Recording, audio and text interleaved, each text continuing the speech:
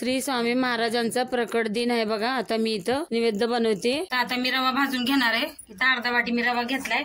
रवा मी असंच भाजून घेणार आहे, याच्यात तूप नाही टाकणार।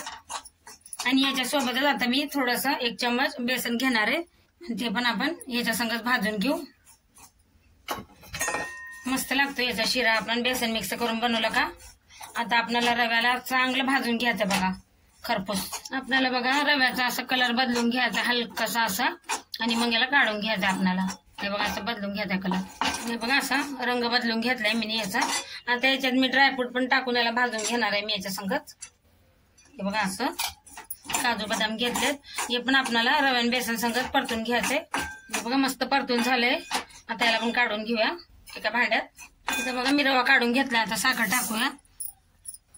इथे मी अर्ध वाटी साखर घेतली आहे, आणि याच्यात आपल्याला पाणी टाकायचंय।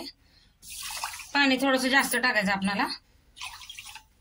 इथे मी 2.5 वाटी पाणी टाकले बघा। आधी साखर आपल्याला विरघळून घ्यायची। आता याच्यात मी इलायची पावडर टाकते, आणि आपण मिक्स करून घेऊ असं सगळं। असं चांगलं मिक्स करून घ्यायचंय साखर आणि इलायची पावडर। इथं बघा आता उकळली साखर आपली। आता याच्यात आपण हा रवा आणि बेसन टाकून गॅस कमीच करायचा आहे, आणि याला आपण आता शिजवून घेऊ चांगलं मस्त असं चांगलं ढवळून। हे बघा चांगलं असं मिक्स करून घेतलंय रवा। आता याच्यात मी थोडंसं दूध टाकणार आहे, तुम्हाला आवडत असेल तर टाका। आणि मिक्स करून घ्यायचं आपल्याला चांगलं एकदम मस्त असा। हे बघा एकदम मस्त झाला आपला रवा। आता याच्यावर मी साजूक तूप टाकते, बघा असं। आणि हे आपल्याला आता मिक्स करून घ्यायचंय। तूप टाकलं ना याच्यामध्ये रवाला मस्त असा छान दिसतो, आणि आपल्याला चांगलं मिक्स करून घ्यायचं, आणि दाणेदार रवा बनतो मस्त। आता याच्यात तूप टाकलंय का, याला चांगलं असं हाताने 2-3-4 मिनिटं असं आपल्याला घ्यायचं, असं मिक्स करून चांगलं। हे बघा किती मस्त बनलाय रवा आपला। याच्यात आता मी ड्रायफ्रूट वगैरे सगळं टाकलंय, तर आता परत काय टाकायची गरज नाही आपल्याला। आता हे काढून घ्यायचं ना आपल्याला। आता बनवायचा झुणका। इथं बघा आता मी कढई ठेवलीये, आता त्याच्यात तेल टाकूया आपण।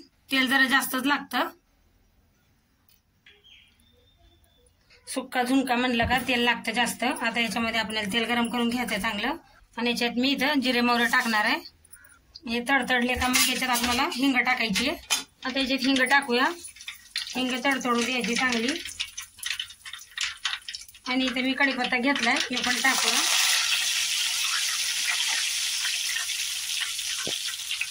आणि इथे मी 2 कांदे घेतले बारीक चिरून, हे पण टाकायचे आपल्याला इथं। कांदे आपल्याला चांगले परतून घ्यायचे। इथं बघा कांदा मी चांगला असा परतून घेतलाय, कलर पण बदललाय। आता इथं अद्रक आणि हिरव्या मिरच्या आणि लसूण ठेचून घेतलाय, बी टाकून घेऊया। हे बघा याच्यात आता हे परतून घेतले। याच्यात मी हळद घेतली थोडीशी, हळद टाकूया। आणि लाल तिखट आहे थोडंसं, जसं तुम्हाला आवडेल तसं घ्या। त्याच्यात तेल जास्त का टाकतात, ताकी आपला झुणका वाफेवरच शिजवून घ्यायला लागतो। आता याला पण आपल्याला चांगलं परतून घ्यायचं मसाल्यांना। इथं बघा आता हे सगळं परतून घेतलंय मी। आता याच्यात आपण बेसन टाकूया, आणि आपल्याला इथं 1 वाटी बेसन घेतलंय मी। आता हे पण आपल्याला मस्त तेलामध्ये परतून घ्यायचंय, चांगलं खमंग असं बेसन आपल्याला भाजून घ्यायचं बघा तेलात। हे बघा आता बेसन मी चांगलं तेलामध्ये मिक्स करून परतून घेतले। आता याला आपण झाकण लावून चांगलं असं वाफेवर होऊ द्यायचंय। हे बघा मी याला वाफेवर असं चांगलं 3-4 मिनिटं परतून घेतले।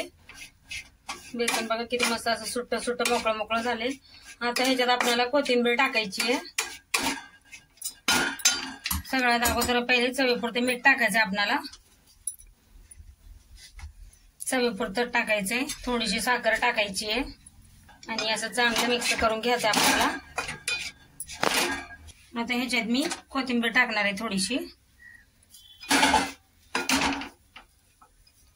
आणि सगळं आपल्याला असं मिक्स करून घ्यायचं। याच्यावर थोडा पाण्याचा शितोडा शिपडायचा आपल्याला, असं जास्त नाही थोडंसं।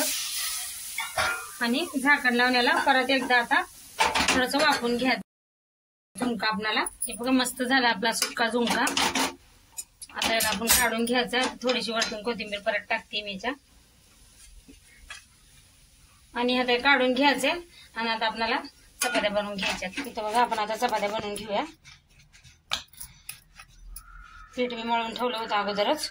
आता याला आपण लाटून घेऊया असं, आणि असं तेल लावून घ्यायचं असं असं। थोडंसं पीठ टाकायचं सुक्क, असं धुमटून घ्यायचं सगळं पण असं असं फिरवून चौकडून त्याच्यावर पीठ टाकायचं सुकं आणि लाटून घ्यायचं. हे बघा चपाती लाटून घेतली, आता आपण शेकून घेऊया. ते बघा तवा ठेवलाय मी, आता याच्यावर तेल टाकूया. चपाती आपल्याला शेकून घ्यायची मस्त अशी. आता इकडे पलटो करून घेऊ आपण चांगली अशी. हे बघा चांगली शेकून घ्यायची आपल्याला सगळीकडून.